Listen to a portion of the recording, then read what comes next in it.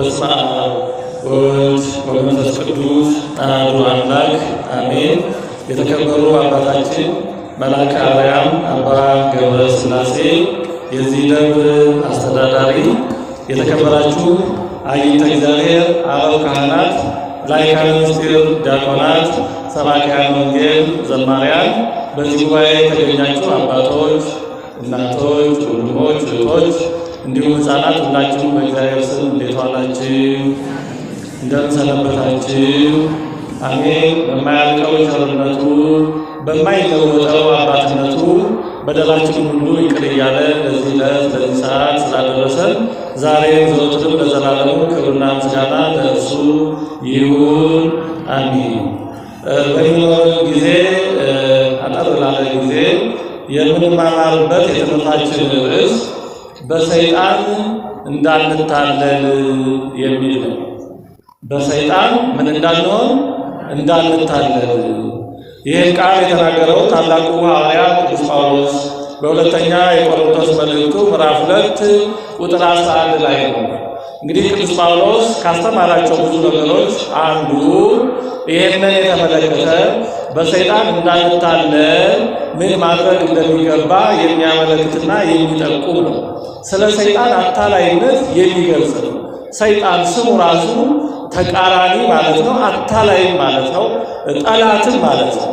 እንግዲህ አንድ ሰው በጦር ሜዳ ድል ለማግኘት ማድረግ ከሚገባቸው ነገሮች አንዱ የራሱን ኃይል የራሱን ትጥቅና ስንቅ ማዘጋጀት ብቻ አይደለም።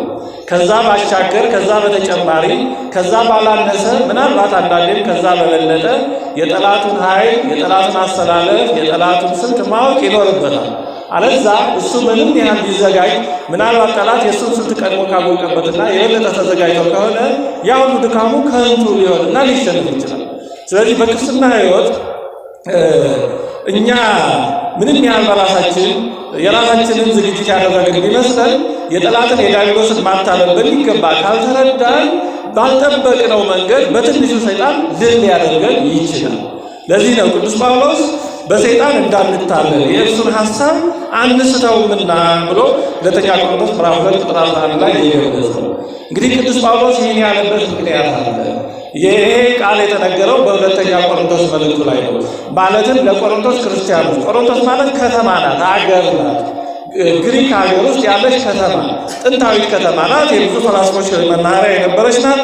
ዛሬም የግሪክ ከታላላቆች ከተማዎቹ አንዷ ናት በግሪክ ሀገር እና በመጀመሪያው ለቆሮንቶሳውያን በላከው መልእክቱ ቅዱስ ጳውሎስ ጠንከር ያሉ ሀሳቦችን ልኮ ነበር። አንደኛ ቆሮንቶስ የቅዱስ ጳውሎስ መልእክት ማለት ነው። ጠንከር ያሉ ሀሳቦች ተግሳጾችም ያሉበት ነው። ወደዛ ዝርዝር አንገባም። ቅዱስ ጳውሎስ በመጀመሪያ የቆሮንቶስ መልእክቱ ጠንከር ያሉ ሀሳቦችን ተግሳጾችን ሳይቀር እንዲናገር ያስገደዱት ምክንያቶች ነበሩ። ከነዚህ ተግሳጾች አንዱ በቆሮንቶስ ቤተክርስቲያን የማይገባ ነገር ያደርጉ የነበሩ ሰዎች ነበሩ። የክርስትና ነፃነት አላግባብ የሚጠቀሙ የባለጉ ማለት ነው። በግልጽ አገላለጽ በግልጽ እናስቀምጠው እጅግ በጣም ሊገለጽ ሊነገር የሚያሳፍር ተግባር የሚያደርጉ ግን ክርስቲያንን የሚሉ ክርስቲያንን ከማለት አልፎ ሌሎችን በስራቸው አሰባስበው እንደ ቡድን መሪ እንደ አንጃ መሪ ሊሆኑ ጫፍ የደረሱ አደገኛ አካሄድ በቤተክርስቲያን መከፋፈልን እያመጡ የነበሩ ሰዎች ስለነበሩ ከነዛ አንዱን በአንደኛ ቆሮንቶስ ምዕራፍ 5 ላይ ይለይ ከማህበረ ምዕመናን ተቆርጦ ይለይ፣ እንዲህ ያለው ሰው ለነፍሱ ትድን ዘንድ ጌታ በሚመጣ ቀን ምሕረትን ያገኝ ዘንድ አሁን ሰውነቱ ከማህበረ ምዕመናን ተለይቶ ለሰይጣን ክፋት ለቀኖና ይሰጥ ብሎ ቁርጥ ውሳኔ ወስኖ ነበረ። ቤተክርስቲያን እናት ስለሆነች ትምራለች፣ ታዝናለች፣ ትመግባለች፣ ትቆጣለች። እናት መብላው ጊዜ መራራት ብቻ አለ። ልጇ ሲያጠፋ ስታይ እናት ስለሆነች ትቆጣለች። ቁጣዋ ግን የእናት ቁጣ ነው፣ የባዕድ የጠላት ቁጣ አይደለም። ስለዚህ ቤተክርስቲያን እንዳስፈላጊነቱ እንደዚህ አይነቱ ሰው ሲገኝ ከማህበረ ምዕመናን ለይታ ታስወግዳለች። ውግዘት የሚባለው ይሄ ነው። ውግዘት ማለት ከአካል እያዘኑ እንደ መቁረጥ ማለት ነው። አንድ ሰው አይን እያየ ወዶ ፈቅዶ ፈርሞ ያው ገንዘብ ከፍሎ ወረፋ ይዞ ለምኖ ደጅ ጠንቶ ከአካል የተወሰነ ይቆረጥ የሚለው አካሉን ጠልቶት እንዳለ ይታወቃል። ግን የአካል የማይፈወስ ሆኖ ሌላውን የበለጠ ሕማም ደዌ ላይ የሚጥል ከሆነ ወደ ሌላው ተሰራጭቶ ካንሰር ሆኖ የሚገድል ከሆነ እየታዘነ እንደሚቆረጠው ቤተክርስቲያንም ልጆቿ የነበሩ ግን በተለያየ ምክንያት በሃይማኖት ወይም በጎላ የምግባር ችግር የሚያፈነግጡ ሲኖሩ የምታወግዘው የምትለየው ከዚህ የተነሳ ነው። እንግዲህ ቅዱስ ጳውሎስ ይህንን ሰው በቀኖና እንዲለይ ካደረገ በኋላ በመጀመሪያ መልእክቱ፣ ሁለተኛ መልእክቱን ሲልህ ግን ያን በቀኖና ከእናንተ እንዲለይ ያደረግነውን የለያችሁትን ሰው አሁን መልሳችሁ በፍቅር ተቀበሉት። ምክንያቱም ሰይጣን እንደዚህ ያሉትን ሰዎች መጀመሪያ በኃጢአት ያደፋፍራቸዋል፣ የሌለ ድፍረት ይሰጣቸዋል። እግዚአብሔር መሐሪ ብቻ እንደሆነ አድርጎ ያሳያቸዋል። የያዙት መንገድ ትክክልና እውነተኛ እንደሆነ ልቡናቸውን ድፍን ያደርገዋል። ይህ ማለት ሁሉ ነገር በሰይጣን ይመካኛል ማለት አይደለም። ግን ሰይጣን ያራግባል፣ አይነ ልቡናቸውን ያጨልመዋል። በመጀመሪያ እንደዚህ አድርጎ ወደ ኃጢአት ይገፋፋና ኃጢአትን አስወድዶ በጣም አስለምዶ ያሰራና ያደፋፍርና በኋላ ላይ ደግሞ ተስፋ ያስቆርጣቸዋል። የመዳን ተስፋ የለኝም፣ ዋጋ የለኝም፣ እግዚአብሔርም ከዚህ በኋላ አይምረኝም ብለው ፈጽሞ ተስፋ እንዲቆርጡ ያደርጋቸዋል። ስለዚህ ያ መጀመሪያ በቀኖና እንዲለይ ያደረጋችሁትን ሰው አሁን መልሳችሁ እንድትቀበሉት ከእርሱ ጋር ፍቅርን እንድታጸኑ እለምናቸዋለሁ ይልና በሰይጣን እንዳንታለል የእርሱን ሐሳብ አንስተውምና ይላል። እንግዲህ ቃሉ ሐሳቡ ይሄን ይመስላል። አውደ ታሪኩ አውደ ሐሳቡ በሚኖረን ጊዜ አጠር አድርገን ለማየት ለመማማር የምንሞክረው ሰይጣን እንዴት ነው የሚያታልለው? እንግዲህ ቅዱስ ጳውሎስ በሰይጣን እንዳንታለል ብሏል። ሰይጣን ታዲያ እኛ ክርስቲያኖችን እንዴት አድርጎ ነው የሚያታልለው? ሰይጣን የሚያታልልባቸውን የተወሰኑ መንገዶች ባጭሩ ላስታውሳችሁ እሞክራለሁ። እንግዲህ አንደኛው ሰይጣን የሚያታልልበት መንገድ ኃጢአተኛነታችንን ከልክ በላይ በማሳሰብ ተስፋ በማስቆረጥ ነው። መጀመሪያ ኃጢአት ምንም እንዳልሆነ የኃጢአትን ደስታ የኃጢአትን እርካታ ያሳስባል። ከዛ በኋላ ደግሞ በኃጢአት ካነካካ በኋላ በኃጢአት ከጣለ በኋላ ደግሞ ኃጢአታችንን እያሳሰበ ፈጽሞ ዋጋ የሌለን እንደሆነ በዛው ከመቀጠል ውጭ ወዴትም መመለስ እንደማንችል የኋላ በር በመዝጋት በኃጢአታችን ፈጽሞ ተስፋ እንድንቆርጥ ከእግዚአብሔር ምሕረት ተቆርጠናል ዋጋ የለንም ብለን ፈጽሞ ወደ ቀቢጸ ተስፋ እንድንደርስ በመፈተን ሰይጣን አንዱ የሚያታልለው እንዲህ ባለ መንገድ ነው። እንግዲህ ኃጢአትን በተመለከተ ሁለት የተሳሳቱ አደገኛ ጽንፎችን ማወቅና ከነሱ መጠንቀቅ ያስፈልጋል። እነዚህ ምንድናቸው ካለን በአንድ በኩል ኃጢአትን እንደ ቀላል ማየት ከባድ ስህተት ነው፣ አደገኛ ነው። ኃጢአት በእግዚአብሔር ዘንድ አስጸያፊ ነው። እግዚአብሔር ንጹሕ ባህሪ ነው። ስለዚህ ኃጢአት ከእግዚአብሔር ባህሪ ተቃራኒ ነው። በግዙም ኃጢአት አጣ ከሚለው የመጣ ነው። እግዚአብሔርን ማጣት ማለት ነው። ኃጢአት ማለት ከእግዚአብሔር መለየት ማለት ነው። መልካም የሆነውን ነገር ማጣት ማለት ነው። በግሪኩም አማርቲያ ነው የሚሉት። አማርቲያ ማለት ኢላማውን መሳት ማለት ነው። ኢላማውን የሳተ አኗኗር ማለት ነው። አቅጣጫ የሌለው አኗኗር ማለት ነው። የተበላሸ አኗኗር ማለት ነው። ስለዚህ ኃጢአት ቀላል አይደለም። ቅዱስ መጽሐፍ ይህንን በሚገባ ያሳየናል። ኃጢአት እንደ ቀላል እንደማይታይ በጸሎተ ቅዳሴያችንም ላይ በኪዳኑም ላይ በጸሎተ ጊዜ እመቦ ዘወድቀ በኃጢአት ኢይርሳ እስመ ዘኢይትረሳ ይላል። በኃጢአት የወደቀ ቢኖር አይርሳ፣ የሚረሳ ቀላል ጉዳይ አይደለም። አይ ምንም አለ ችግር የለም ምንለው አይደለም። አዳምና ሔዋን ከገነት ያስወጣው ያን ቅጽበት ኃጢአት ነው። ስለዚህ ኃጢአት እንደ ቀላል ዝም ብሎ ምን ችግር የለም እኮ አይ ተኪዲዝ ምናፈረ እንደሚባል ነገር አይደለም። ችግር የለም የሚባል አይደለም። በጣም ከባድ ችግር አለው ኃጢአት። ያን ከእግዚአብሔር ባህሪ ጋር ተቃራኒ ነዋ። ስለዚህ በቅዱሳን መጽሐፍ በኋላ ተመልሰው በእግዚአብሔር ጸጋ የተጎበኙ ሰዎች ሳይቀሩ የቀደመ ማንነታቸውን የሚያስታውስ ነገር ተጽፎ እናገኛለን። ለምሳሌ ረዓብን እናስታውስ። ጋለሞታይቱ ረዓብ ይላታል ያዕቆብ በመልእክቱ ምዕራፍ 2 ቁጥር 25 ላይ ጋለሞታይቱ ረዓብ ይላታል። ረዓብ ቀድሞ ዘማ መንዝራ ነበረች። በኋላ ተመልሳ ከክርስቶስ የዘር ሐረግ ገብታ እንዲያውም ማቴዎስ ወንጌል ምዕራፍ 1 ቅዱስ ማቴዎስ የዘር ሐረጉን ሲቆጥር ደጋግ እናቶችን እነ ሳራን እነ ርብቃን ሳያነሳ ረዓብን ወይም ራኬብን አንስቷታል። ክብሯ እንዲታወቅ ነው። እግዚአብሔር ምን ያህል ሰዎችን በንስሐ እንደሚቀበልና የቀደመ ማንነታቸውን ሳያስብ ምን ያህል በክብር ከፍ እንደሚያደርጋቸው እንደናውቅ በክርስቶስ የዘር ሐረግ ውስጥ ረዓብ ወይም ራኬብ ተገልጻለች፣ ተጽፋለች። ያው ደጋግ ቅዱሳት እናቶች ሳይጠሩ የነዛማ ታሪክ ይታወቃል። የዚች መግባቱ ግን እግዚአብሔር ምን ያህል ቸር እንደሆነ ማንንም እንደማይንቅ ያሳያል። በአንጻሩ ደግሞ ይህን ይዘን ኃጢአት ምንም አይደለም እንዳንል ደግሞ የጥንቱ አሻራ እንዳልጠፋ ደግሞ ቅዱስ ያዕቆብ በመልእክቱ ጋለሞታይቱ ረዓብ ብሎ ያስታውሰናል። ስለዚህ ኃጢአት እንዲሁ ዝም ብሎ እርግፍ እንዳዋራ እርግፍ ተደርጎ የሚወገድ ነገር አይደለም። ስምዖንን በተመለከተ ጌታችን በቤቱ የተስተናገደበት እንደው በመጨረሻ ጸሎተ ቁርባንን ወይ ምስጢረ ቁርባን ሴተ ሐሙስን የፈጸመበት ሰው አልዓዛርም ስምዖንም ይባላል እና እሱም ሲያነሳው ወንጌል በለምጻሙ በስምዖን ቤት ይላል። አሁን ያ የቀድሞ ለዚህ ኃጢአት ምልክትም ውጤትም ነበር። ያ ተወግዶ ክርስቶስ በቤቱ ተስተናግዶበታል፣ ምስጢር ፈጽሞበታል። ያም የመጨረሻው ገና ነው። ምስጢረ አክሊለ ምስጢራት ይባላል። ምስጢረ ቁርባን ነው። ያን ለመጀመሪያ ጊዜ የፈጸመው በዚህ በስምዖን ቤት ነው። ግን ስምዖን ይሄን ያህል የከበረ ቢሆንም የቀደመውን ነገር ግን ደግሞ አልረሳም። ወንጌላዊ ሲያስታውሰው ለምጻሙ ስምዖን ይላል። ስለዚህ ኃጢአት ዝም ብሎ እንደቀላል ምን ችግር የለም የሚባል ነገር አይደለም። ይህን ሁሉ አጠቃሎ ዳዊት በመዝሙር 50 ላይ እስመ ለለ አእምር ጌጋዬ ይላል። ወኃጢአቴኒ ቅድሜ ውእቱ በኩሉ ጊዜ፣ በደሌን እኔ ራሴ ያውቀዋለሁ፣ ኃጢአቴን ሁል ጊዜ በፊቴ ነው ይላል። ስለዚህ ኃጢአትን ማሰብ ይገባል። እግዚአብሔር ምሮኛል ተብሎ የሚዘነጋ ነገር አይደለም። ይሄ አንዱ ኃጢአትን መርሳት እንደ ቀላል ማየት ተገቢ አለመሆኑ አንዱ ነገር ነው።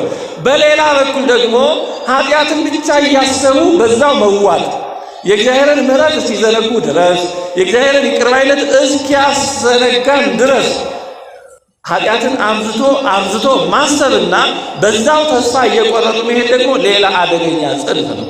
ስለዚህ ኃጢአትን እንደ ቀላል ከማየትና ከመዘንጋትም ኃጢአትን ሁልጊዜ ከማሰብና በጣም አክብዶ እግዚአብሔርን ምሕረት እስኪሸፍንብን ድረስ መድረስም ሁለቱም አደገኛ ነገሮች ናቸው። ለምሳሌ ቅዱስ ጳውሎስ በአንድ በኩል የቀደመ አሳዳጅነትን ያስባል። እኔ ጭንጋፍ ነኝ፣ ከሐዋርያት እንዳንዱ ሊቆጠር የማይገባኝ እኔን አሳድጃለሁ የክርስቶስን ቤተክርስቲያን ይላል። በሌላ በኩል ደግሞ ምን ይላል? ወኩሎ ዘድኅሬ ረስ ወዘቅድሜ ሜል ወደግድ ይላል በፊልጵስዩስ መልእክቱ ላይ ምዕራፍ 3 ያለፈው የቀደመው ነገር እተዋለሁ፣ እዘነጋዋለሁ፣ ወደፊት እገሰግሳለሁ፣ እጓዛለሁ ይላል። አዎ ኃጢአትን ማሰብ ወደፊት ከመሄድ የእግዚአብሔርን ምሕረት ከመመልከት በመንፈሳዊ ሕይወት ከማደግ እንዳይከለክለን የኋላ ያለፈ ማንነትን ደግሞ መርሳትም መዘጋትም የሚያስፈልግባቸው ሁኔታዎች አሉ። እንግዲህ ሰይጣን አንዱ የሚፈትነውና የሚያታልለው እነዚህ ሁለት ነገሮችን በማደባለቅ ነው፣ ሚዛናቸውን በማምታታት በአንድ በኩል ኃጢአትን በጣም አቅልሎ ሊያሳየን ይችላል። በሌላ በኩል ደግሞ ኃጢአተኛነታችንን እያሳሰበ ወደ እግዚአብሔር እንዳንቀር፣ ወደ ቅዳሴው እንዳንቀር፣ ወደ ሥጋውና ደሙ እንዳንቀር፣ ቃሉን እንዳንሰማ ኃጢአታችንን በውስጥ እያሳሰበ ክሊክ እያደረገ ተስፋ ሊያስቆርጠን ይሞክራል። ለምሳሌ ልናስቀድስ ብንል አንተ ኃጢአትህን እግዚአብሔር ያላየ መሰለ፣ ሰው ስላላየ እግዚአብሔር ያላየ ይመስልሃል፣ እግዚአብሔር ዝም ስላለ ወዶልህ ይመስልሃል፣ እግዚአብሔር እኮ ያውቃል እያለ ያሳስበናል። ልንዘምር ብንል ቃለ እግዚአብሔር ልንሰማ ብንል ሌሎች መንፈሳዊ አገልግሎቶችን በአጠቃላይ ለማድረግ ስናስብ ይህን ነገር ያሳስበናል። እንዲህ ያለ ኃጢአት ሰርተህ የለ አንተ እግዚአብሔር የማያውቅህ ይመስልሃል፣ አስመሳይ ግብዝ፣ አርፋ አትቀመጥም። ደሞ አንተ ነህ ወደ ቤተክርስቲያን የምትመጣው፣ ደሞ አንተ ነህ እኮ የምታስቀድሰው፣ ሰው ትመስላለህ፣ እግዚአብሔር ኃጢአትን ቢሸፍንልህ አላበዛኸውም እያለ እንዲህ ያለ ነገር እያሳሰበ ተስፋ እንድንቆርጥ ከእግዚአብሔር ቀስ በቀስ ከቃሉ ከቅዳሴው ከአገልግሎቱ ከማህሌቱ ከመሳሰለው አይ እኔ አይገባኝም፣ አይ ይሄ ለእኔ አይሆንም፣ እኔ እኮ እንዲህ ነኝ እያል እየበረገግን ሳናውቀው ከበረቱ ወጥተን ብቻችንን ለመበላት ከመንጋው እንደተለየች በግ እንድንሆን ኃጢአታችንን በጣም እያሳሰረ ሰይጣን ይፈትነናል። የተወደዳቸው የእግዚአብሔር ቤተሰቦች አንዱ ሰይጣን የሚፈትነው እንዲህ ባለው ሁኔታ ነው። ተስፋ ያስቆርጣል። በኃጢአት ተስፋ መቁረጥ አደገኛ ነው። ይሁዳንና ጴጥሮስን ማስታወስ እንችላለን። ሁለቱም በድለዋል። የቱ ይበልጣል? ሚዛኑን የሚያውቀው እግዚአብሔር ነው። ኃጢአት ነው። ይሁዳም ጌታን ሲሏል፣ ጴጥሮስም 3 ጊዜ ክርስቶስን ክዶታል። ሁለቱም በድለዋል። ልዩነታቸው ግን ምንድን ነው? የጴጥሮስ ተጸጸተ፣ በእግዚአብሔር ምሕረት ተስፋ አልቆረጠ፣ ወደ እግዚአብሔር ተመለሰ፣ ንስሐ ገባ፣ ወደ ቀደመ ክብሩ ወደ ቀደመ ሐዋርያነቱ መለሰው። በአደባባይ በጉባኤ ነበር የካደው፣ በጉባኤ ተቀበለው። 3 ጊዜ ክዶ ነበር፣ 3 ጊዜ ተወደኛለሁ ብሎ። ስለዚህ እንዲህ ያለ ጸጸት እንደ ጴጥሮስ ያለ ጸጸት ወደ ክብር ያደርሳል፣ ወደ ቀደመ ክብር ይመልሳል፣ ከዛም ከፍ ወዳለ ክብር ይወስዳል። በአንጻሩ እንደ ይሁዳ ያለ የተስፋ መቁረጥ እዚህ በኋላ ዋጋ የለኝም፣ ተስፋ የለኝም የሚል አይነት ሐዘን የሚል አይነት ኃጢአትን ማሰብ እንደ ይሁዳ አይነት ፍጻሜው የማያምር ወደ መሆን ይሄዳል። ስለዚህ ሁልጊዜ ምንም እንኳን ኃጢአት ቀላል ባይሆንም የማይረሳ ነገር ባይሆንም የእግዚአብሔርን ምሕረት ደግሞ መዘጋት የለብንም። ምንም ኃጢአት ብንሰራ ከእግዚአብሔር ምሕረት በላይ አይደለም። አንድ ሰው ወደ አንድ አባት መጥቶ ብዙ ኃጢአት ሰርቻለሁ፣ ግን እግዚአብሔር እንዲያው ይቅር የሚለኝ ይመስለዎታል አላቸው። ከዛ ባህር ወንዝ አካባቢ በግብፅ ነውና ወደ አባይ ውሃ አፈር አንስተው ረጩና እስኪ አሁን ምን ሆነ? አባይ ተፈረሰ? ኧረ ምንም ለውጥ የለውም ማለት። ያንተ ኃጢአት በእግዚአብሔር ምሕረት አንጻር እንደዚህ ነው። ምንም የሚጨምረው የሚቀንሰው ነገር የለም ነው። እንድናቃልል አይደለም ኃጢአትን፣ ግን ከእግዚአብሔር ምሕረት አንጻር በእውነት ከተጸጸትን፣ በእውነት እግዚአብሔርን በድያለሁ፣ ይቅር በለኝ፣ ቆሽሻለሁ፣ እጠበኝ፣ አባት ነህና አትጸየፈኝ ብለን ከቀረብን ምንም አይነት ኃጢአት ከእግዚአብሔር ምሕረት ውጭ አይደለም። ይሄን መርሳት የለብንም። ምንም አይነት ድቀት ከእግዚአብሔር ምሕረት ውጭ አይደለም። ከሁሉ አስቀድሞ ገነት ያስገባው ማንን እንደሆነ እናስብ። እስኪ እናስብ። እግዚአብሔር አሁን ገነት ቀድሞ የሚገባ ሰው አጥቶ ነው? ብዙ ወዳጆች ነበሩት። እነ አብርሃም፣ እነ ይስሐቅ፣ እነ ያዕቆብ፣ እነ ዳዊት፣ እነ ኢሳይያስ ስንት ወዳጆች ነበሩት። ግን ከነዛ አንዱንም ቀድሞ ገነት አላስገባም። የአጋጣሚ ጉዳይ አይደለም። ሽታውን ገነት አስቀድሞ ያስገባው እግዚአብሔር ምሕረቱ ምን ያህል ወሰን የሌለው እንደሆነ እስከ ዘላለም ፍጻሜ ድረስ የሚነሳ ሰው ሁሉ እንድናውቅለት ነው። ሽፍታውን ገነት ቀድሞ ከማስገባት በላይ እግዚአብሔር ምን ያደርገው ነው? ማሪነቱን በምን ያሳይ? የማይጸየፍ መሆኑን በምን ያሳይ? ጊዜ አልቋል የት ከርመህ ነው የማይል መሆኑን ባለቀ ሰዓት እንኳን ቢሆን ከልባቸው የሚመለሱትን የማይተው መሆኑን እግዚአብሔር በምን ያሳይ? በእውነቱ ከዚህ በላይ ሽፍታ ከማጽደቅ በላይ ማጽደቅ ብቻ አይደለም፣ ቀድሞ ገነት ከማስገባት በላይ ዳዊትን ያን ሁሉ በደል ከበደለ በኋላ ይቅር ብሎታል። የኋላውን ቅዱስ ጳውሎስ የቀድሞውን ሳውል ያን ያክል ክርስቲያኖችን ካሳደደ በኋላ ተቀብሎታል ብቻ አይደለም፣ ምርጥ ዕቃ አድርጎታል። የተወደደ ሐዋርያ አድርጎታል። እስከ ሦስተኛው ሰማይ ድረስ ከፍ ከፍ አድርጎታል። ከአዲስ ኪዳን መጽሐፍ ከግማሽ አለፍ ያሉትን እንዲጽፍ ጸጋ ሰጥቶታል። እግዚአብሔር ቸር ነው።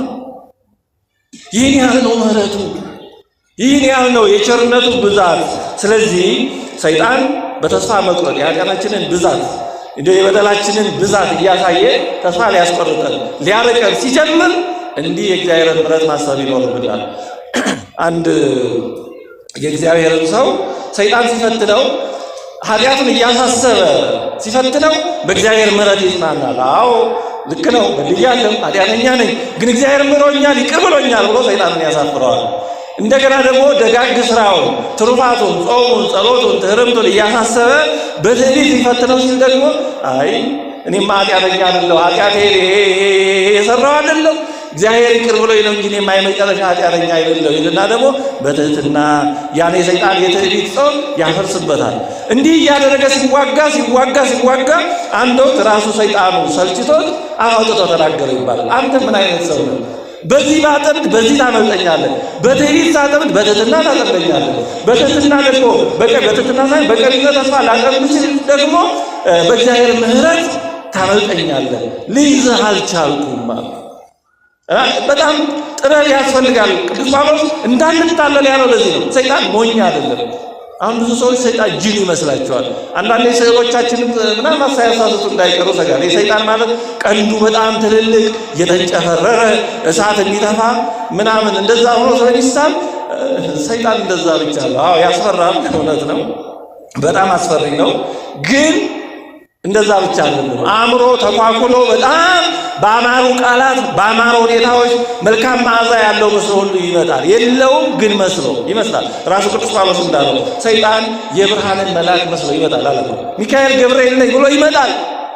ላለቁበት ላላወቁበት ሰዎች ያታልላል። እንኳን እኛን በእውነቱ እኛን ስል ራሴን ማለት ነው። እዚህ ውስጥ ያላችሁ ማን እንደሆናችሁ እግዚአብሔር ራሳችሁ ናችሁ የምታውቁት። ግን አይደለም ወጣንያን ጀማሪዎች የሆነውን ይቅርና ብዙ ዓመት የተጋደሉትን ሰይጣን በማታለል የታወቀ ነው። ስንቶችን አታሏል። 50-60 ዓመት የተጋደሉትን አታሏል። ቀላል የሰይጣን ተንኮል። በዚህ ዘመን አንዱ ትልቁ ችግር ሰው ሰይጣን እንዴት እንደሚያታልል ስለማያውቅ አጥማቂ ነኝ፣ ዘማሪ ነኝ፣ ምናምን ነኝ፣ እንደዚህ ነኝ ብሎ ጸጉሩን ያስረዘመ ቆብ የደፋውን ይነዳዋል። ሰይጣን ይሄ አይቸግረው። ሰይጣን መምሰል አይቸግረው። ሚካኤልን ይመስላል፣ ገብርኤልን እንደማ እነሱማ ፍጡራን አይደሉም ክርስቶስ ነኝ ብሎ ይመጣ የለም። ከዚህ በላይ ድፍረት አለ? ከዚህ በላይ ተንኮል አለ? ከቅዱሳን አንዱን እኮ እኔ ክርስቶስ ነኝ ብሎት መጥቷል። እኔ ጌታ ክርስቶስ ነኝ ደጅ ጽናትህን አይቼ ተገለጥኩልህ አለ። ያን ጊዜ ያግል የሰይጣንን ተንኮል የሚያውቅ ስለሆነ አይን ጨፈነበት። ምን ነው ትጨፍናለህ? ጌታ ክርስቶስን ማየት አልፈልግም አለ። አይ እኔ ራሱ ባለቤቱ በዚህ አለ በዚህ አለ ቢላችሁ አትመኑ፣ ያለውን አምላክ ነው የማምነው። ስለዚህ በዚህ ዓለም እሱን ማየት አልፈልግም አለ። ስላወቀበት ቀረብህ ብሎ እዛ በኋላ ተመጥሮት አወቀበታል። ስለዚህ አንዱ የሰይጣን ማታለል እንዲህ ባለ ኃጢአታችንን ከልክ በላይ በማሳሰብ ተስፋ ለማስቆረጥ የሚያደርገው ጥረት ነው። እግዚአብሔር ግን ምንጊዜም ቸር ስለሆነ እኛ ይህንን እንዳንዘነጋ በሰይጣን እንዳንታለል ሁሌ ማሰብ ይኖርብናል። ሁለተኛው ሰይጣን እኛን የሚያታልልበት ስልቱ ወይ ዘዴው ቤተክርስቲያናት እዚህ ያሉትን ሰዎች ጥሩ አይደሉም የሚል ነው። የሌሎችን ኃጢአት አብዝቶ ያሳየናል። እኛ ቤተክርስቲያን ባንሄድ እንደሚሻለን ይነግረናል። ያው እዛም ያሉ ሰዎች እንደዚህ ናቸው። ምን ቃሉን ይሰማሉ፣ አይለወጡም። እዛ ያሉ ሰዎች የተሻሉ አይደሉም። ይቅርብህ፣ ዝም ብለህ ራስህ ቤት ብቻህን ጸልይ፣ እግዚአብሔር ይሰማሃል። እዛ ብትሄድ እንደው ክፉ ተናግረህ የበለጠ ሰው ልታስቀይም ትችላለህ፣ ወይም የበለጠ ኃጢአት ልትሰራ ትችላለህ። ይቅርብህ፣ ወደ ቤተክርስቲያን የሚሄዱትም ሰዎች የተሻሉ አይደሉም፣ ምንም ለውጥ የለውም የሚል መንፈሳዊነት ያለው የሚመስል የሚጠቅም የሚመስል ግን ውስጡ መርዝ ያለው ነገር ሰይጣን ያሳስባል። ሲጀመር ቤተክርስቲያን የምንሄደው ለምንድን ነው የሚለው መረዳት የሚገባ ብሎ ያስፈልጋል። እኛ ቤተክርስቲያን የምንሄደው እኮ እንደ ዕቁብ እንደ ዕድር ሰዎች ጋር ለመገናኘት አይደለም፣ ከክርስቶስ ጋር ለመገናኘት። በተለይ ደግሞ ቅዱስ ቤተክርስቲያን ቅዱስ ሥጋው ክቡር ደሙ የሚፈተትባት ምጽዋኡ ያለባት ስለሆነች በዚያ ክርስቶስ አለ፣ ራሱ መስዋዕት ሆኖ አለ።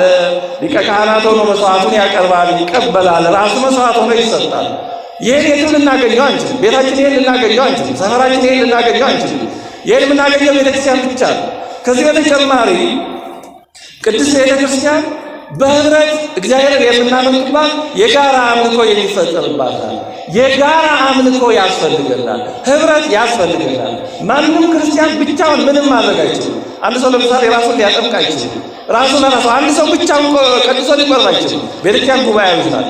በነገራችን ላይ ቤተክርስቲያናችን ስራ ምን ቢሆን ከሁለት በታች ሆኖ መቀደስ አይቻልም። አምስት ልኡካን ናቸው። በልዩ ሁኔታ በልዩ ብይን ሶስት ምናልባት ሁለትም ሆኖ መቀደስ ሊያስፈልግ ሁኔታው የግድ ሊል ይችላል። በቀኖናዊ ብይን ከሁለት በታች ግን መሆን አይቻልም። አንድ ሰው ምን ቢሆን ራሱ ብቻውን ቀድሶ ማቅረብ አይችልም። ቤተክርስቲያን ጉባኤያዊት ናት። ከዚህ በተጨማሪ ቤተክርስቲያን ስንመጣ አብረን ስንዘምር፣ አብረን ስንማማር፣ አብረን ስናስቀድስ እግዚአብሔር ጸጋውን በዛ በኩል ይሰጠናል። አንዳችን ሳናውቀው ከሌላችን እንማራለን። ሳናውቀው አንዳችን ከሌላችን ጸጋን እግዚአብሔር ያሰጣጠናል። ማን ከማን ምን እንደተቀበለ አናውቀው፣ ግን ጥቅም፣ ረድኤት፣ በረከት እዛ ውስጥ አለ። ብቻችንን ከሆን መድከማችን አይቀርም። ማንም ብቻውን ሮጦ አይዘልቀውም።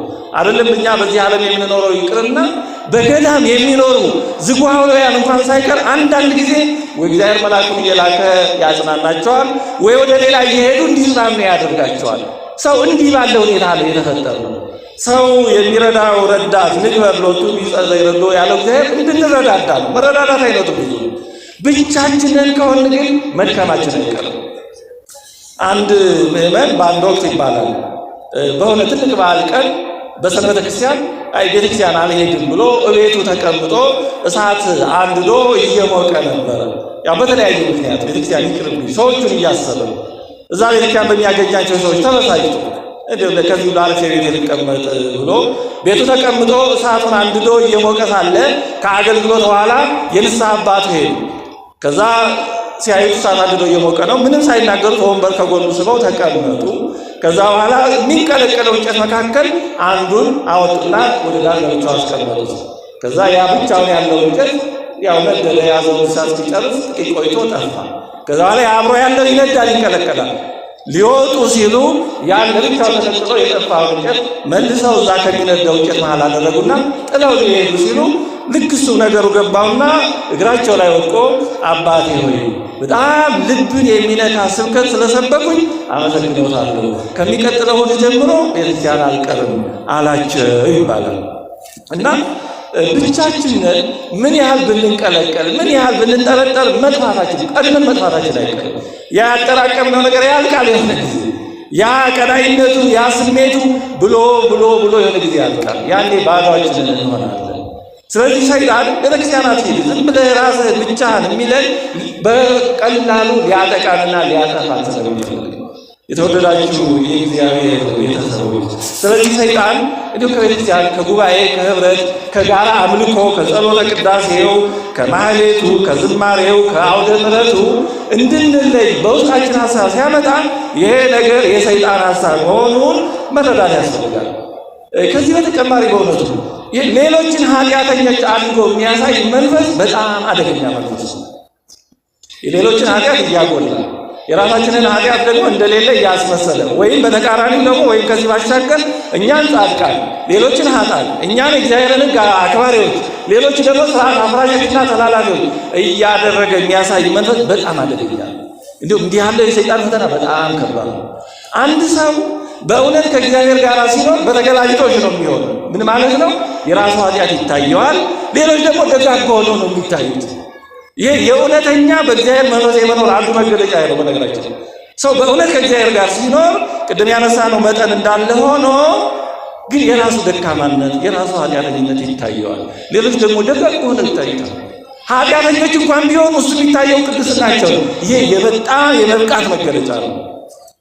እንዲያውም ከታላላቆቹ አባቶች አንዱ አባ እንጦንስን የገረመው ነገር አለ። እንደው ከኔ ጋር እኩል የሆነ መቼም አንዳንድ የፈተና አይነቱ ብዙ ነው እና እንደው እንደኔ አንተን የወደደ ያገለገለ ማን ይኖር ይሆን ብሎ አባ እንጦንስ ከዕለታት በአንድ ወቅት በህሊና ወደ እግዚአብሔር አመለከተ እና ምን የሚል ቃል መጣለት? ወደ ከተማ እንዲህ ወዳለ ቦታ ሂድ፣ እዛ አንድ ሰው ታገኛለህ አለ። እና ሄዶ ምንም አልባሌ የሆነ የማይገመት ሰው እግዚአብሔር ወደዛ መራው እና ያን ሰው ምንድነው ነገርህ አለው። አልናገርም አለ። ከእግዚአብሔር ተልኬ አለው። መጨረሻ ነገረው። ምንድነው ያንተ ትሩፋት አለ። እኔ የተለየ ትሩፋት የለኝም ግን አለ ሁልጊዜ የማስበው በዙሪያ የነበሩት ሰዎች የሚዘፍኑ በጣም ብዙ ነው የሚያደርጉ ሰዎች ናቸው። ግን አለ እነዚህ ሰዎች ሁሉ በእግዚአብሔር ምሕረት ወደ መንግሥተ ሰማያት ሲገቡ፣ እኔ ግን በኃጢአት የብዛት ብቻዬን ወደ ገሃነመ እሳት ስገባ ይታየኛል። በየቀኑ ይሄን ለራሴ እነግረዋለሁ፣ አምኜው እኖራለሁ። አባ እንጦንስ ተገረመ። አንተ በከተማ ሆነ እኔ በበረሃ እየተጋደልኩ የበለጥከኝ በዚህ ነው አለ። እኔ ከዚህ ከአንተ ተጋድሎ ደረጃ ከአንተ መረዳት ደረጃ አልደረስኩም። ሰው እውነት ወደ እግዚአብሔር ሲቀርብ የሌላው ደግነት የሌላው ንጹሕነት የእሱ ደግሞ ርኩሰት ይታየዋል። በአንጻሩ ደግሞ ሰው ከእግዚአብሔር ሲለይ በራሱ መንፈስ ወይ በሰይጣን መንፈስ መነዳት ሲሞክር ራሱ የተለየ ጻድቅ፣ ሌላው ደግሞ ክፉ እየመሰለ ይታየዋል። እና እንዲህ ያለው የሰይጣን ፈተና ስለሆነ እንዲህ ባለ የሰይጣን መታለል እንዳንታለል በጣም ጥንቃቄ ያስፈልጋል። ሁለት ነጥቦችን ባጭሩ ላንሳላችሁና እኔ እጨርሳለሁ። ሌላው ሶስተኛው ሰይጣን የሚያታልልበት መንገድ ለውጥ አላመጣሁም፣ ምንም ለውጥ አላመጣሁም። ይህን ያህል ቃል እግዚአብሔር ተማርኩ አልተለወጥኩም፣ ይህን ያህል ጊዜ አስቀደስ በሰንበት ትምህርት ቤት ኖርኩ በማለት ብቻ እያለ ለውጥ ስላላመጣሁ ይቅርብኝ ያሰኛል። እንዲያውም ይላል አንዳንዱ ይህን ያህል ሰምተህ ዕዳ ከሚጨምርብህ ባትሰማ ይሻላል ብሎ ሊል ይችላል። ልክ የእግዚአብሔር ቃል ባለማወቃችን ፍርድ ይቀልልን ወይ ይቀርልን ይመስል እንዲህ አይነት በአጭር በተአምራት የመለወጥ አይነት ስሜት በውስጣችን ይፈጥራል። እና አልተለወጥኩም፣ ለውጥ የለም። በነገራችን ላይ ይሄ ብዙ ሰዎች ሳናቅ የምንለው ነገር ይመስለኛል። እንደዛ የሚሉ ሰዎች አሉ። አሁን ቃል እግዚአብሔር ይሰበካል፣ ሰው ግን አልተለወጠም ይላሉ። እንዴ ሰው አለመለወጡን በምን አወቃችሁ? እንዴ አሁን ለምሳሌ እዚህ ውስጥ ያለው ስንቱ ተለውጧል ማወቅ ትችላላችሁ? እስኪ እዚህ ውስጥ ካለ ነው የተለወጠውና ያልተለወጠው ንገሩ ብትባሉ ታውቃላችሁ? ይሄን ለማወቅ እኮ ምን መሆን ያስፈልጋል? ራሱ እግዚአብሔርን መሆን ያስፈልጋል። ከእግዚአብሔር ውጭ ሌላ ማንም ይሄን አያውቅም። ቅዱሳንም ቢሆኑ በተሰጣቸው ጸጋ መጠን ጥቂት ነው የሚያውቁት። ማን ምን እንደሆነ ማን እንደተለወጠ እንዳልተለወጠ የት እንዳለ በትክክል የሚያውቀው ራሱ እግዚአብሔርና እግዚአብሔር ብቻ ነው። እንኳን አውቀነው በጣም መከራ ነው። አንችልም፣ እኛ ብዙ ጊዜ በጣም አንችልም። ስለዚህ እግዚአብሔር ሰውን ያደርገዋል ስለማይጠቅመን ማወቁ ነው። ስለዚህ ተስፋ ወደ መቁረጥ የሚያደርስ ምንም ለውጥ የለም፣ ልተው የሚያሰኝ ምንም ነገር ሊኖር አይችልም፣ አይገባም። ሲጀመር ፍሬ ለማፍራት ጊዜ ያስፈልጋል። ሰው ዝም ብሎ እንደ ጎመን በሳምንታት ውስጥ የሚበቅል ነገር አይደለም። ጸጋ እግዚአብሔር ጊዜ ይወስዳል። ሐዋርያት እኮ ከባለቤቱ ጋር 3 ዓመት ከ3 ወር ኖረዋል። እንደዛም ሆኖ ፍጹም አልሆኑም። በብዙ ነገር ይወቀሱ ነበር፣ ብዙ ነገር ይጎድላቸው ነበር። ከዛ በኋላ በመንፈስ ቅዱስ ነው ፍጹማን የሆኑት። አሁን አንዳንዴ እኮ 3 ዓመት ከ3 ወር ከባለቤቱ ተምረው ያላገኙትን እውቀትና ፍጹምነት 3 ወር እንኳን በተከታታይ ያልተማረ ሰው የቤተክርስቲያንን ትምህርት ተምሮ የጨረሰ ይመስል ቃሉን ሰምቻለሁ ግን አልተለወጥኩም ይላል። ስንት ቀን ነው የተማርከው? ቢቆጠር 3 ወር ቀርቶ ስንት ቀን እንደሚሆን እግዚአብሔር ነው የሚያውቀው። እና እንዴት ብለን ነው የምንለወጠው? እንደው በንስሐት እንለወጣለን። ስለዚህ ለውጥ ጊዜ ይፈልጋል። ፍሬ ማፍራት ጊዜ ይፈልጋል። ጌታችን በዘሪው ምሳሌ ያስተምሯል። ዘሩ ለመብቀል፣ ለማደግ፣ ለማፍራት እኮ ጊዜ ይፈልጋል እንጂ እንደተዘራ ወዲያውኑ በቅሎ አይሆንም። እንደ ከንቱ ነው እንደዛ የሚሆነው። ስለዚህ ራሱ ከእግዚአብሔር ጋር መኖር ስለሚጠይቅ ፍሬ ማፍራት ጊዜ ስለሚወስድ በዛ ውስጥ እግዚአብሔር የሚሰጠንም ጸጋ ቢኖር አለን እሱን ደግሞ ብናውቀው ስለማንጠቀም ብዙ ጊዜ ሰውር ስለሚያደርገው እንዲያው የሆነ ተአምር ካላደረግኩ እንዲያው የሆነ ነገር ተገልጦ ካላየው ፍሬ አላፈራሁም ለውጥ አላመጣሁም ማለት ከሰይጣን የሚመጣ ፈተና ስለሆነ እንዲህ አይነት ነገሮችን መታገስና ማለት ያስፈልጋል። ወገኖች ከአበው አንዱ ብዙ ዓመት የተጋደለ ነውና ወደ አንድ ሌላ ትልቅ አባት ሄዶ እንዲያው ይሄን ያህል ዓመት በበረሃ ተጋደለ ምንም ለውጥ አላመጣሁም። ስለዚህ ለውጥ ላላመጣ ነገር ጊዜን አልጨርስና ወደ ዓለም ልመለስ ብሎ ጠየቀው ይባላል። እና በዛ ጊዜ ያ ትልቅ አባት አንድ ነገር አዘዘው። ያንን ጠያቂው አንድ ቅርጫት ሰጠና በዚህ ቅርጫት ሄድና ውሃ አምጣ አለ። ምን አይነት ነው? ያው መታዘዝ ስላለበት ሄደ፣ አመጣ ውሃ። ያው በቅርጫቱ ውሃ ይመጣል ይታወቃል፣ ግን ሄዶ መጣ። ይሄው አለ በል 7 ጊዜ አድርጋሉ። ከዛ 7 ጊዜ ካመላለሰ በኋላ በመጨረሻ ምን ለውጥ አየህ አለ። ውሃ መጣ የለም። ምን ለውጥ አየህ? ምንም የተለወጠ ነገር የለም። ግን ቅርጫቱ መጀመሪያ ከነበረበት ግን አሁን ንጹህ ነው። አየህ እንደዚህ ነው ቃል እግዚአብሔር ምንም ቢሆን የሚያነጻው ነገር አለ፣ የሚለውጠው ነገር አለ። እኛ ላይ ይታወቀን ይችላል። የእግዚአብሔር ቃል ውስጥ ገብቶ መስራቱ አይቀርም። እንኳን የእግዚአብሔር ቃል ሰዎች የፈጠሩት አይዲዮሎጂ እንኳን ውስጥ ገብቶ ይሰራል። እንዴ ሰውን አንዱን የሚሳደብ አንዱን የሚጋደል የሚያደርገው የሰው ሐሳብ አይደለም። ታዲያ የሰው ሐሳብ ውስጥ ገብቶ ሰውን የሚለውጥ ከሆነ እንዴት ነው የእግዚአብሔር ሐሳብ? የእግዚአብሔር ቃል የማይለውጠው ይለውጣል። ግን ሰይጣን አውቆ ወደዛ አስቀድመ አይምሯችንን እንድንዘጋ ይቅርብ ይላል። አልተለወጥክም ይቅርብ ይላል። ይሄ ሰይጣን ሐሳብ ነው። አንድ ሌላ ሰው ደግሞ ከምዕመናን መካከል የነበረ ወደ ንስሐ አባቱ ሄዶ አባቴ አለ 10 ዓመት ሙሉ የእርሶን ስብከት ስከታተል የእርሶን ትምህርት ስሰማ ኖሬያለሁ። እኔ ግን ምንም አልተለወጥኩም። ስለዚህ ትምህርተውን አባክኛለሁ፣ ይቅርብኝ፣ በቃ አልምጣ አላቸው። ከባድ እኮ። በዚህ ጊዜ ምን አሉት? አሰቡና ጥሩሽ 10 ዓመት ሙሉ ሚስት ስንት ቀን ነው ምሳ የሰራችልህ አሉት። በየቀኑ ነው እንጂ ምን ይስተጓጎላል አላቸው። አይ ታዲያ በዚህ 10 ዓመት ሚስትህን በከንቱ አድክመሃታል ማለት ነው። እንደውም ሰውነትህ ከሳ ብሏል፣ ሽበትም ጨምረሃል። ስለዚህ ሚስትህን አድክመሃታል። ምሳ መስራት ካሁን በኋላ ይቅርብህ ማለት ነው። ባትበላ ይሻለ ነበር ማለት ነው አለ። እንዴ አባቴ ባልበላማ እንዴት እኖራለሁ አላቸው። እንደዚህ ነው የእግዚአብሔር ቃልን ባንሰማ እንዲህ ነው ምን ሆነው ሕይወት ነው ራሱ። እንደ የተለያየ ተአምር እንድናደርጋለን ማሰብ ያለብን ሕይወት ነው። ከቀን ወደ ቀን የሚያሸጋግረን ከብዙ ክፉ ነገር ሳናውቀው የሚጠብቀን እግዚአብሔር ቃል መስማት ነው። ሕይወት ነው፣ ምግብ ነው። እንዲያውም በእውነቱ አሁን አንድ ሰው ጤነኛ የመሆኑ አንዱ መገለጫ የምግብ ፍላጎት ነው አይደል? አንድ ሰው መታመሙ አንዱ ምልክቱ የምግብ ፍላጎቱ ሲቀንስ ሲደክም፣ በቃ ይሄ የበሽታ ምልክት ነው። እንደዚሁም ሁሉ የእግዚአብሔር ቃል የማይረበን ከሆነ ውሳጣዊ ሕይወታችን ከእግዚአብሔር ጋር ያለው ሕይወታችን ታሟል ማለት ነው። የበሽታ ምልክት ነው። በጣም ሊረበን ያስፈልጋል እግዚአብሔር ቃል። እንደውም ከሊቃውንት አንዱ እግዚአብሔር እንዲህ ብሎ ጠይቆታል። እግዚአብሔር ሆይ መንግሥተ ሰማያት የምትባለው ጣዕሟ ምን አይነት ይሆን? እንዲያው ቅዱስ መጽሐፍ ቃልህን ሳነብ በሱ ከማገኘው ደስታና ጣዕም ትበልጥ ይሆን ወይ? የምትበልጥ ከሆነ ምን አይነት ብትሆን ነው ብሎ እስከማድነቅ ደርሷል። አሁን እኛ እግዚአብሔር ቃል ይሄን ያህል ይጣፍጠናል፣ ይናፍቀናል፣ ይርበናል። ካልተራብን ችግር አለ ማለት ነው። እንመርመር፣ ወደ ቃሉ እንቅረብ። ቃሉ በጣም የመስማት ፍላጎት ረሃብ ሊኖረን ያስፈልጋል።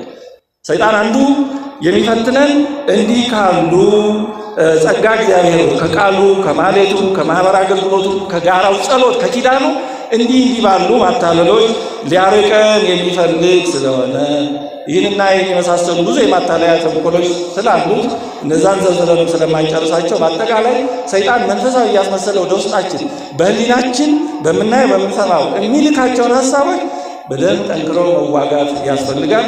እግዚአብሔር አምላካችን ከሰይጣን ተንኮል እንድንጠበቅ እርሱ በቸርነቱ ይርዳን። አሜን።